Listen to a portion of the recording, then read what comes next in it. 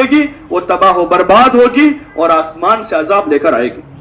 اس لیے کوئی اپنے آپ کو بچاوے اس سے, اپنی اولادوں کو سادگی اور مجاہدے کا عادی بنا کہ ہماری اولادیں بھی اس کی عادی بنیں, وہ بھی خواہشات کی زندگی پر نہ جاویں. اپنی بچیوں کو حیا کے ساتھ رکھیں. حیا یہ زیور ہے ایمان والی عورت کا.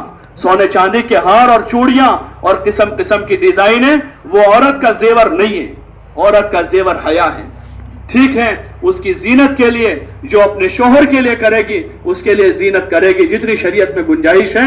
باقی باہر بیٹی حیا کے ساتھ اچھی لگتی ہے. بیٹی حیا کے ساتھ ہو, بیوی حیا کے ساتھ ہو, پردے کے ساتھ ہو. عورت کو اللہ نے چھپایا ہے. ازواج مطہرات نبی کی بیویاں ہیں, پوری امت کی مائیں ہیں. ان ازواج مطہرات سے اللہ کہہ رہا ہے وَقَرْنَ فِي بُيُوتِكُنَّ وَلَا تَبَرَّجْنَ تَبَرُّجَ الْجَاهِلِيَّةِ الْأُولَىٰ. اپنے گھروں میں قرار پکڑی رہو. دور جاہلیت میں جیسے بغیر پردے کے اپنے گھروں سے نکلا کرتی تھی اس طرح مت نکلا کرو. وَأَقِمْنَ الصَّلَاةَ وَآتِينَ الزَّكَاةَ, اور اپنے گھروں میں رہ کر نماز اور زکات کی پابندی کرتی رہو. وَأَطِيعْنَ اللَّهَ وَرَسُولَهُ, اور اپنے گھروں میں رہ کر اللہ رسول کی اطاعت کرتی رہو. یہ ازواج مطہرات سے کہا جا رہا ہے.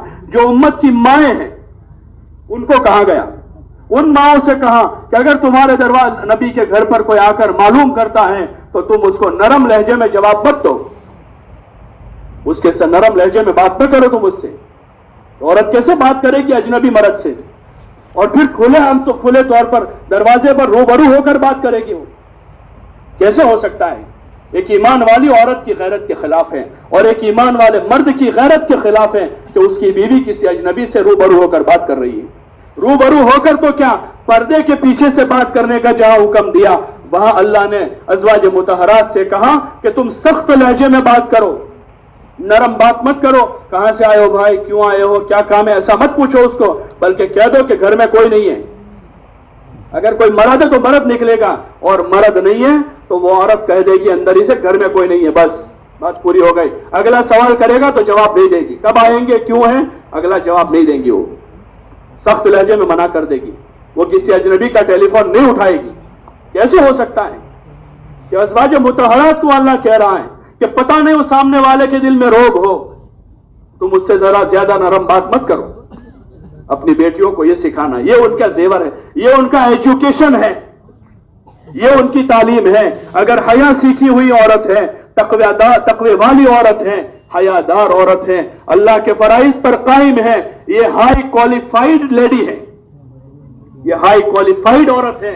اور اگر تقوی نہیں ہے اس کی زندگی میں, حیا نہیں ہے, تو اس سے بڑی جاہل کوئی نہیں ہے, چاہے وہ ڈاکٹر, انجینئر, وکیل یا سائنٹسٹ بن کر کسی کرسی پر بیٹھی ہو. اس سے جاہل عورت نہیں ہے, کیونکہ اس کو اپنے ذات کے دین کے بارے میں علم نہیں ہے, اس کو اپنی حیا کا پتہ نہیں, اس کو اپنی عزت کا پتہ نہیں. یہ جتنے دنیا بھر میں ریپ ہو رہے ہیں اور جتنی ساری فساد ہو رہا ہے وہ اس بنیادی فریضے کے چھوٹنے کی وجہ سے ہو رہا ہے.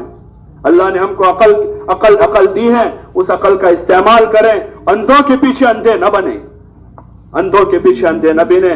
سب بیناؤں کے بینا اور سب سے بڑے عقل والے اور علم والے امام الانبیاء والمرسلین حضرت محمد صلی اللہ علیہ وسلم کی بیٹی حضرت سیدہ فاطمہ رضی اللہ عنہا, جو جنت کی عورتوں کی سردار ہے, جو حضرت حسن و حسین کی ماں ہے, اس بیٹی کو کبھی کسی غیر محرم نے زندگی پر نہیں دیکھا ہے. جو جنت کی عورتوں کی سردار ہیں, کسی غیر محرم نے زندگی پر نہیں دیکھا. اپنے گھر میں رہی, وہ سب سے کامیاب خاتون ہے جو جنت کی عورتوں کی سردار ہے. اپنے گھر میں رہی, اپنے گھر کا سارا کام خود ہاتھ سے کرتی تھی. عورت کا تو یہی, اس کا تو ہوم سائنس اور ہوم ورک, گھر کا کام اور گھر کا سائنس اس کو پڑھانا ہے. یہ اس کا علم ہے, یہ اس کا ایجوکیشن ہے کہ ماں کے ساتھ کیسے رہنا, ساس کے ساتھ کیسے رہنا, شوہر کو کیسے ٹیکل کرنا, بچوں کی کیسی پرورش کرنا, اپنے پڑوسیوں کے ساتھ کیسے سیٹ کرنا, آنے والے مہمانوں کو کیسے مینیج کرنا. یہ اس کا ایجوکیشن ہے. گھر کی اکونومی کو کیسے سنبھالنا ہے, گھر کی اکونومی کو کیسے سنبھالنا ہے کہ شوہر کا آمدنی کم ہے تو کم آمدنی میں گھر کیسے چلانا ہے, یہ اس کو سکھانا ہے. اس کو کیا ضرورت ہے لو پڑھنے کی, اور اس کو کیا ضرورت ہے سائنس پڑھنے کی, اس کو کیا ضرورت ہے میتھس پڑھنے کی, اس کی ضرورت تو یہ ہے کہ گھر کی اکانومی کو کیسے کنٹرول کر کے اس گھر کو آباد کرنا ہے، اپنے گھر کے بچوں کی کیسی تربیت کرنی ہے، اپنے شوہر کو کیسے ٹیکل کرنا ہے، اپنے ساس اور سسر کے ساتھ کیسے رہنا ہے، اپنے پڑوسیوں کے ساتھ کیسے برتاؤ کرنا ہے، اپنے مہمانوں کو کیسے مینج کرنا ہے، یہ اس کا بنیادی ایجوکیشن ہے۔ ایک عورت ہونے کے ناطے اگر اب اس کو عورت ہونا باقی رکھنا چاہتے ہیں تو اس کو یہ علم سکھانا ہے جو علم حضور صلی اللہ علیہ وسلم نے سکھایا ہے۔ پھر اگر ضرورت کے لیے اس کو ہندی انگریزی تھوڑی پڑھانی ہے تو ضرورت کی تھوڑی ہندی انگریزی اس کے پردے کے ساتھ پڑھا دیا جاوے۔ ورنہ کسی بزرگ سے کسی نے پوچھا کیا کوئی عورت، کوئی لڑکی کسی مولانا سے قرآن شریف سیکھ سکتی ہے، یعنی بالغ لڑکی؟ تو انہوں نے جواب دیا کہ پڑھانے والے حسن بصری ہو اور پڑھانے والی رابعہ بصریہ ہو اور پڑھی جانے والی کتاب قرآن ہو اور جس جگہ پڑھا جاتا ہو بیت اللہ ہو تب بھی جائز نہیں کہ حرم میں بٹھا کر رابعہ بصریہ حسن بصری سے قرآن شریف سیکھے، یہ جائز نہیں ہے۔